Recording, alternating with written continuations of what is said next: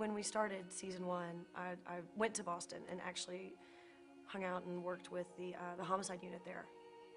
And I was there for 3 or 4 days, and you know, it was an interesting thing because you could actually be standing over a dead body, you know, a horrific, you know, crime scene, blood on the walls, you know, just awful. But I think as a coping mechanism, you know, the people standing around the body have to continue this life. This life is gone, but this life continues.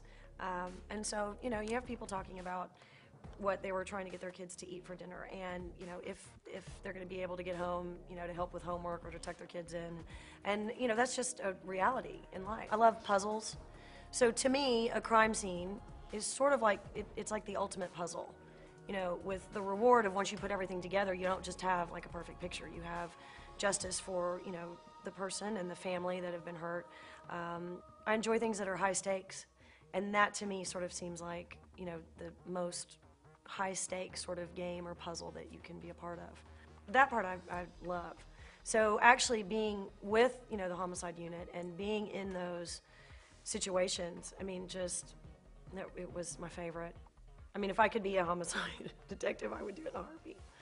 I think the things that would be, you know, traumatic and that I probably would have a really huge problem with would be, you know, children. I mean, that obviously would be really, really horrible. But when it's, you know, I mean, a murder, it's just, the stakes are so high, and it's, you have to solve it. You have to, you know, and like the sleep that you lose when you can't. I mean, obviously Jane's a tomboy. She, you know, kind of dumbs everything down so she can be one of the guys, but you know, it's because I sort of modeled her after Detective Russ Grant.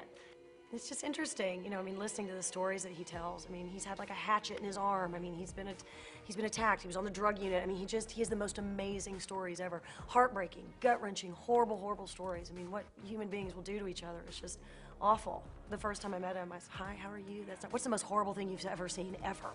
He was like, "All right, calm down. Everything's gonna be okay."